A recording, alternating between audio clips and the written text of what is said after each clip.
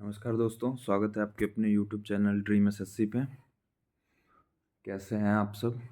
उम्मीद है ठीक होंगे और आपकी तैयारी दिन प्रतिदिन अच्छे से चल रही होगी और आप लोग भी अच्छा कर रहे होंगे अपनी प्रिपरेशन को लेके। और कंटिन्यूटी आई होप आप लोगों की बनी होगी। ऐसा नहीं कि हम एक दिन 12 घंटे पढ़ के और उसके बाद फिर एक दिन सोए, तो ये काम नहीं करना। हमको डेली 5 घंटे 6 घंटे पढ़ना, पर डेली बेस पे पढ़ना है।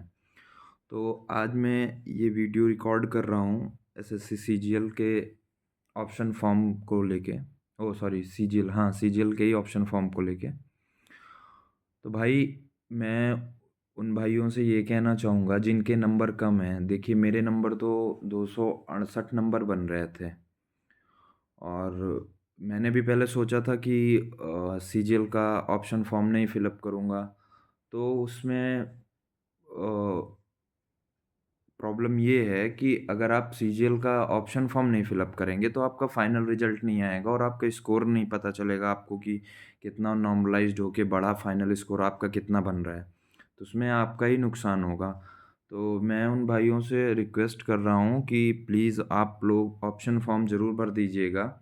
जिनके कम नंबर हैं या नहीं होगा इस बार, जाहिर सी बात है कि 270-80 नंबर में नहीं होने वाला है। आपको भी पता है, हमको भी ये बात पता है कि 270-80 नंबर में कुछ नहीं होगा, क्योंकि 20,000 प्लस बच्चों ने कम से कम 320 प्लस स्कोर किया है। तो अभी उनकी पोस्टें ही नहीं सिक्योर हैं, तो 270-80 वाले तो कहीं रेस में ही नहीं है, पहली बात तो जैसे मैं भी पहले नहीं भरने वाला था ऑप्शन फॉर्म, पर अभी 22 तारीख को ऑप्शन फॉर्म आ गया है एसएससी सीजीएल का। और अभी बज रहे हैं सुबह के 7 और आज है 25 तारीख। तो मैं भी अभी जस्ट ये वीडियो रिकॉर्ड करने के बाद ऑप्शन फॉर्म डाल डाल दूंगा, क्योंकि एसएससी सीएचएसएल का भी ऑप्शन फॉर्म आया था तो उसमें मेरे 293 नंबर बन रहे थे मेंस में। मतलब अब पता नहीं नॉर्मलाइज होके कितना बनेगा कितना नहीं, क्योंकि अभी स्कोर फाइनल स्कोर तो आया नहीं है। वैसे रिजल्ट आ गया था, उसमें तो हुआ नहीं है मेरा, पर मैंने उसमें भी ऑप्शन फॉर्म भर दिया था। इसलिए भर दिया था कि कम से कम अपने मार्क्स तो पता चल जाएंगे कि कितने नंबर बन रहे हैं। ये तो आदमी देख ले, इतने दिन से मेहनत करी यार, अब एक ऑप्शन फॉर्म को 10-5 मिनट को लेके भरने को लेके आप अगर इतनी लापरवाही करोगे तो फिर तो मुझे लगता है ये आप अपने साथ गलत कर रहे हो, और जो कि आपको बिल्कुल नहीं करना चाहिए।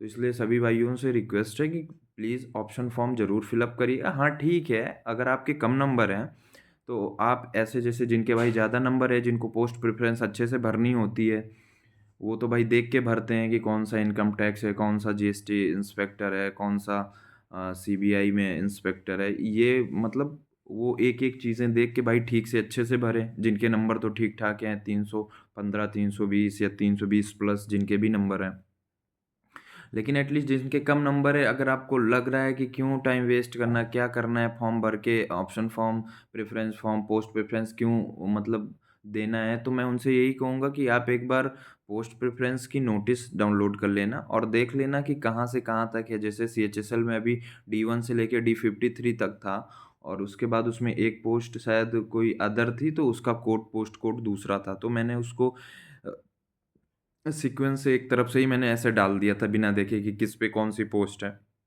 क्योंकि होना था ही नहीं, मुझे पता था। तो इसलिए उसमें इतना दिमाग लगाने की ज़रूरत थी नहीं। तो आप एक बार डाउनलोड कर लेना एसएससी सीजीएल का पोस्ट प्रेफरेंस वाला नोटिस, और देख लेना, क्योंकि वो सीक्वेंस में ही होता है। मान लीजिए एफ से शुरू हुआ या डी से शुरू हुआ, मतलब जिस हिसाब से पोस्टें होती हैं, तो 1 2 3 4 5 D1 D2 D3 D4 D5 ऐसे करके वो पूरा होता है आखिरी तक, मतलब जितने भी बॉक्सेज हों, जितने भी पोस्टें हों, उस हिसाब से। तो आप ऐसे भी भर सकते हैं, क्योंकि जिनके नंबर नहीं उनको ऑलरेडी पता है कि होना है नहीं, क्यों भाई जानते ही हो कितना ज़्यादा फेयर्स कंपटीशन है। आपने देखा ही सीएचएसएल मेंस की कट ऑफ कहाँ लगी है। 360 नंबर में 345-46 नंबर कट ऑफ लगी है। 90% स्कोर करने वाले बच्चे पोस्ट सिक्योर कर, मतलब उनके लिए तो टॉप मोस्ट पोस्ट है, पर एटलीस्ट सबसे कम से कम कट ऑफ 322-23 नंबर लगी थी सीएचएसएल मेंस वाली। तो आप ये समझ लो कि ऐसा नहीं है कि जिन्होंने सीएचएसएल दिया उन्होंने सीजीएल नहीं दिया होगा। जो 20,000 प्लस बच्चे हो रहे हैं वो वही सब हैं, जो जिन्होंने या तो पहले कहीं जॉब कर रहे हैं, ऑलरेडी एसएससी में सेलेक्टेड हैं, वो मतलब होम पोस्टिंग लेने के लिए, अपने स्टेट में पोस्टिंग लेने के लिए उन्होंने फॉर्म भर दिया, यही बच्चे कट ऑफ बढ़ा रहे हैं। और ये जो सीएचएसएल में जिनके 346 प्लस बन रहे हैं या 346 बन रहे हैं, आपको क्या लगता है कि उन्होंने सीजीएल नहीं भरा? सीजीएल भरा है उन्होंने भी। वही सारे बच्चे हैं ये जो पहले जॉब करने वाले, यही सब 320 प्लस स्कोर करा रहे हैं। तो भाई ऐसे लोगों से यार हाथ जोड़ के विनती है कि यार अगर कम से कम आप एक पोस्ट सिक्योर कर चुके हैं तो एटलीस्ट किसी दूसरे बच्चे को जिसको नीड हो, जिसको ज़रूरत है वास्तव में एक पोस्ट की या एक जॉब की, गवर्नमेंट जॉब की, तो यार आप उनके लिए कम से कम छोड़ दो यार। आप लोग इतना ज़्यादा कंपटीशन बढ़ा दे रहे हो, फिर से आप ऑलरेडी सिलेक्टेड हो, फिर आके यहाँ फॉर्म फिलअप करते हो, फिर से एग्ज़ाम देते हो, फिर आप लोग कट ऑफ एकदम हाई कर रहे हो। एक तो पहली बात तो लेवल नहीं रह गया कुछ एग्ज़ाम का। जो बच्चा पढ़ा है वो भी मैथ्स में 30 में 28 कर रहा है, 25 कर रहा है, जो नहीं पढ़ा है वो भी 25 कर रहा है भाई। क्योंकि पेपर ही इतने आसान बना रहे हैं। जो ऊपर-ऊपर से थ्योरम्स पढ़ ले रहा है एकदम बिल्कुल नॉर्मल, बस ऊपर से।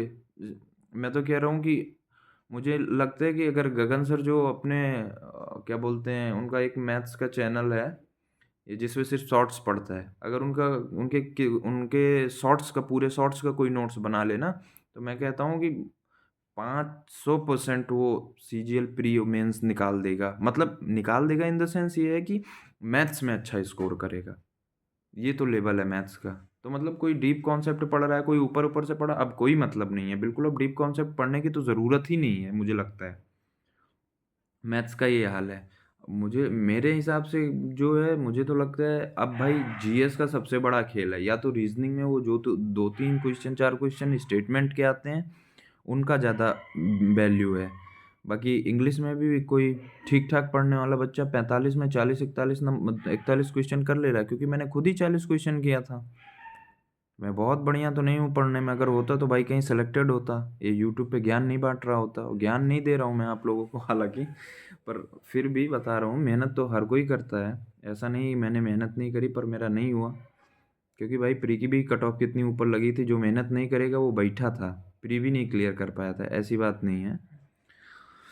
तो उम्मीद है कि आप लोग पोस्ट प्रेफ़रेंस सीजीएल फॉर्म ज़रूर भरेंगे भाई, और अपनी पढ़ाई को बिल्कुल सीक्वेंस से जारी रखिएगा। मैंने पिछले भी वीडियोज़ में बता दिया, जो मेरे भाई या जो मेरी बहन कोर्स नहीं परचेज़ कर पा रही हैं या नहीं कर पा रहे हैं, तो मैंने उनको बता दिया कहाँ से क्या पढ़ना है। एक बार मैं फिर से बता देता हूँ, आप इंग्लिश पढ़ लीजिएगा, English with Rani ma'am channel से।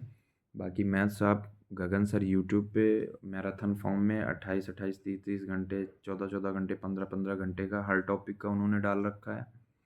और रही बात रीज़निंग की, तो रीज़निंग में आप सिर्फ मॉक लगाते रहिए, वो अपने आप इम्प्रूव हो जाएगा।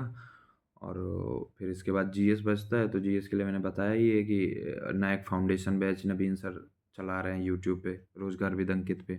उसका आप एक बार नोट्स बना लो, फिर ज़िंदगी में आपको जीएस को बार-बार नहीं नोट्स बनाना पड़ेगा, सिर्फ रिवाइज़ करना रहेगा आपको बस।